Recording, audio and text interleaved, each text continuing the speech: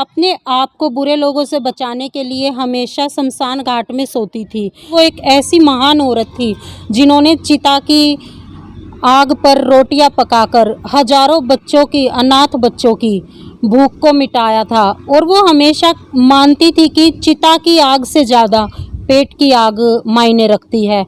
नमस्कार, मैं सुरेश फौजी आपके साथ एक बार फिर जुड़ा हूं एक बहुत ही महत्वपूर्ण विषय को लेकर। एक हमारे देश की ऐसी महिला जो कि संत महात्माओं की श्रेणी में आती है, जिसका नाम है सिंधुताई। सिंधुताई के जीवन पर प्रकाश डालने के लिए हमारे साथ जुड़े हैं मैडम शिखा जून। मैडम, आपका एक बार फिर स्वागत है। Thank you sir. मैडम, एक नाम है सिंधुताई जिसकी एक अपनी पहचान है पूरे विश्व में। तो सिंधुताई के बारे में बताएं कि उनका जन्म कहाँ हुआ, कब हुआ और उनका बचपन कैसा रहा। सर, कहने को तो एक नाम ही है, लेकिन एक नाम उनके कामों की वजह से ही ये आज काफ़ी महान है और आज तक लोग उनको काफ़ी पूजनीय भी मानते हैं कि सिंधुताई हमारे लिए काफ़ी आइडल भी रही है। मैं खुद उनको आइडल मानती हूँ। सिंधुताई का जन्म महाराष्ट्र के गांव में हुआ था, जहाँ काफ़ी निर्धन फैमिली थी। 14 नवंबर 1948 को उनका जन्म हुआ था और काफ़ी निर्धन फैमिली होने के कारण शिक्षा की तरफ कोई ध्यान ज़्यादा नहीं दिया गया था और लड़की होने के साथ साथ उनको चिंदी नाम से उनको पुकारा जाता था। चिंदी यानी कि एक छोटा सा कपड़े का टुकड़ा जिसको फालतू समझकर साइड में फेंक दिया जाता है। इस तरीके से उनका बचपन रहा है। बचपन में 10 वर्ष की उम्र में ही उनकी शादी कर दी गई थी। शादी के बाद भी उनको काफ़ी प्रॉब्लम्स आई हैं। 10 वर्ष की उम्र में उनकी एज से काफ़ी बड़े जो थे उनके साथ उनकी शादी की गई थी। तो काफ़ी स्ट्रगल भरी उनकी लाइफ रही है, यहाँ तक उनका नाम रहा है। काफ़ी उन्होंने बहुत सारी प्रॉब्लम, कठिनाइयाँ अपनी लाइफ में झेली है।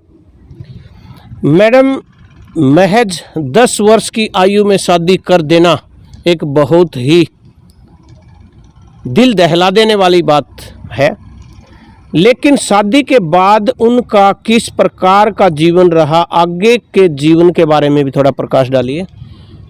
देखिए, आगे के जीवन के बारे में शादी के बाद भी उनको काफ़ी पढ़ने की एक चाह रही है कि मैं कुछ पढ़ाई करूं, अपनी लाइफ में कुछ आगे करूं, लेकिन उनको पढ़ने नहीं दिया गया। जैसे कि काफ़ी बड़ी एज के जेंट्स के साथ उनकी शादी की गई थी।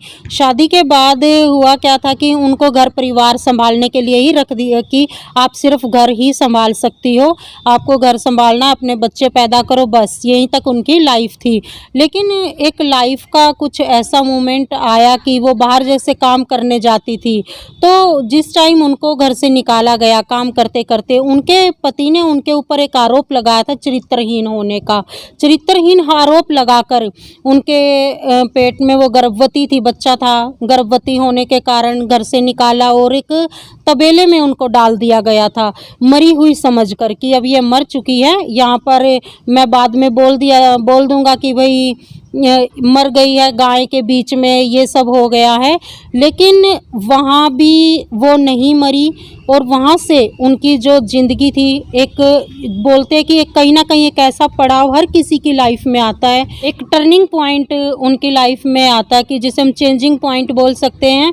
वहाँ से उनकी लाइफ स्टार्ट हुई थी, जहाँ से वो चिंदी से सिंधुताई बनकर खड़ी हुई थी। मैडम, जब उनको तबेले में डाल दिया गया उस वक्त वो गर्भवती थी और कहीं ना कहीं उनको बच्चा पैदा होने का समय था, तो आगे किस प्रकार की समस्या बताएंगे आपकी, किस प्रकार उन्होंने उस समस्या को झेला, कैसे कैसे उस बच्चे को उसी तबेले में जन्म दिया। देखिए सर, काफ़ी मुश्किल बोला जाता है एक औरत के लिए कि जब वो माँ बनती है तो उसके शरीर में 206 हड्डियाँ टूटने जितना पेन उसको महसूस करना पड़ता है। तो आप देखिए, एक औरत तबेले के गाय के बीच में उसने एक बच्ची को जन्म दिया। बच्ची के जन्म के बाद उनकी नाल तक उन्होंने गिन गिन कर 9 से 10 बार पत्थर मारे और खुद वो नाल अपनी वहाँ से काटी। उसको काटने के बाद बच्ची को लेकर उठी और सर्दी का टाइम था, काफ़ी टाइम सर्दी का होने की वजह से भी ठंडे पानी में खुद नहाई, बच्ची को नहलाया। तब उन्होंने सोचा था, जैसा उनके इंटरव्यू में हम लोगों ने सुना है, कि अगर तू यहाँ बच गई तो क्यों ना लाइफ में अब कुछ ऐसा किया जाए कि तेरे को चरित्रहीन बोला गया है, इस पर अपना चरित्र ही बदल दे।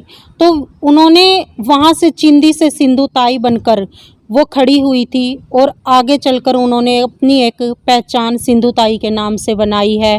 काफ़ी ये दर्द भरी उनकी कहानी है। कोई ऐसा वाक्य बताइए कि जो बहुत ही ज़्यादा दर्दनाक वाक्य, सिंधु ताई का सबसे ज़्यादा दर्दनाक वाक्य आपकी नज़र में क्या रहा? सर वैसे तो उनकी लाइफ के सारे ही वाक़ये दर्दनाक रहे हैं, काफ़ी स्ट्रगल भरी उनकी लाइफ रही है।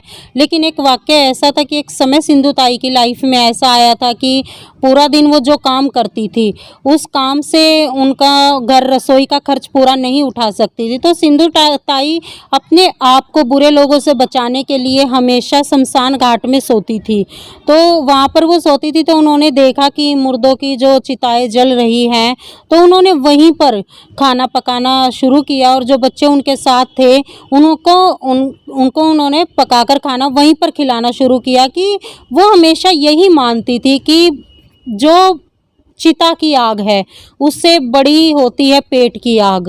उस पेट की आग को बुझाने के लिए सिंधु ताई चिता की आग पे ही रोटियां पकाती थी और उसी से उन्होंने काफ़ी बच्चों को खिलाकर बड़ा भी किया है। मैडम, सिंधु ताई जब बदल चुकी थी, उनके चरित्र के ऊपर उंगली उठाई गई थी उनके पति के द्वारा, लेकिन जब उनके द्वारा टर्निंग पॉइंट लिया गया और काफ़ी बदलाव आया, तो उसके बाद जब उनके पति को उनके पास जाना पड़ा एक बार, तो उस वाक़या के बारे में बताइए कि तब सिंधु ताई का उनके पति के लिए क्या विचार थे और क्या भाव थे उस वक्त?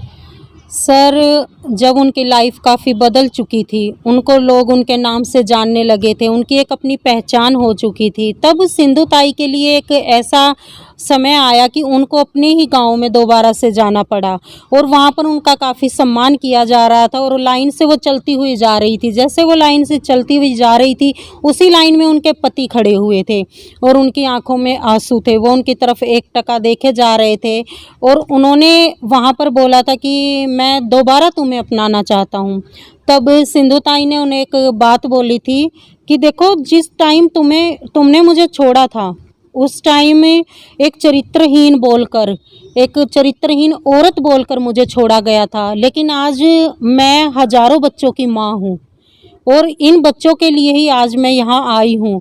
तो मैं तुम्हें अपना तो लूँगी, लेकिन तुम मेरे पति नहीं, एक बेटे के रूप में, एक बच्चे की तरह, जैसे मेरे पास हजारों अनाथ बच्चे रहते हैं उसी तरह मैं एक बेटे के रूप में तुम्हें भी अपना लूँगी। और लेकिन मेरे साथ तुम जाओगे मेरे ही आश्रम में जहाँ मुझे माँ का दर्जा दिया जाता है, तो मैं तुम्हारे लिए एक माँ की तरह ममता लेकर ही रहूँगी। और उनके पति का जिस समय देहांत हुआ था वो उन्हीं के आश्रम में हुआ था।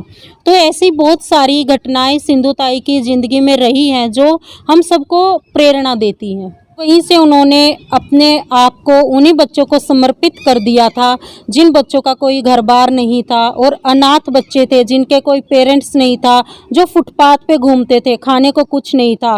तो उन्होंने सोचा कि सिंधु तेरे साथ ये हुआ है, तेरे साथ कोई नहीं था, कम से कम इन बच्चों का तो तू सहारा बन। कम से कम 1400 बच्चे जिस टाइम वो इस दुनिया से गई हैं, 1400 बच्चे उनके अनाथ आश्रम में थे। हम लोगों के लिए एक बच्चा संभालना मुश्किल हो जाता है, तो उन महान औरत ने 1400 बच्चों को पाला है। काफ़ी ये उनके लिए एक सम्मानीय बात है। मैडम, सिंधु ताई ऐसी महान हस्ती थी जिन्होंने हजारों अनाथ बच्चों का पालन पोषण किया और उन परिस्थितियों से गुजरकर भी किया जो कि असहनीय थी। लेकिन आज हमारे देश में उनको किस प्रकार जाना जाता है, किस प्रकार से उनकी पहचान है? सर सिंधु ताई जो जिस समय दुनिया से गई हैं, लेकिन आज भी उनको माना नहीं जाता कि वो दुनिया से जा चुकी हैं। आज भी काफ़ी जगह कुछ सेवा के काम, कुछ अनाथ आश्रम उनके नाम से चलाए जा रहे हैं। कुछ बच्चे उन्हीं के द्वारा पाले गए बच्चे थे जो आज डॉक्टर हैं, इंजीनियर हैं, काफ़ी उनकी बड़ी पोस्ट पर हैं। वो लोग आज भी उनके नाम से कुछ काम करते हैं समाज के लिए, और मैं भी उनको हमेशा अपनी आइडल मानती रही हूँ। और आज उनको आइडल मानते हुए मैं खुद मेरे असंध से सिंधु ताई महिला रोजगार समिति स्टार्ट कर रही हूँ, जिसमें महिलाओं को रोजगार दिया जाएगा।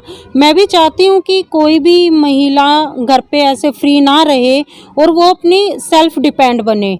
जैसे कि सिंधु ताई ने बच्चों के लिए किया, मैं महिला और बच्चों के लिए मैं भी करना चाहती हूँ, सिंधु ताई को आइडल मानते हुए। और ऐसे ही उन्हीं के नाम पर काफ़ी समाज सेवा के काम किए जाते हैं। मैडम, जो असंध से आप सिंधु ताई के नाम से स्वरोजगार योजना चला रही हैं, इसके लिए आपके साथ और भी लोग जुड़े हैं या किस प्रकार आप इसको आगे बढ़ा रही हैं?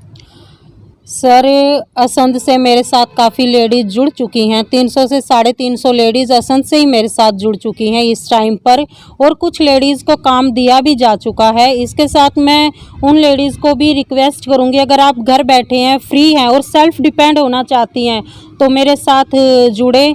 नीचे मेरा कॉन्टैक्ट नंबर दिया गया है, और अपने आप को एक पहचान दें।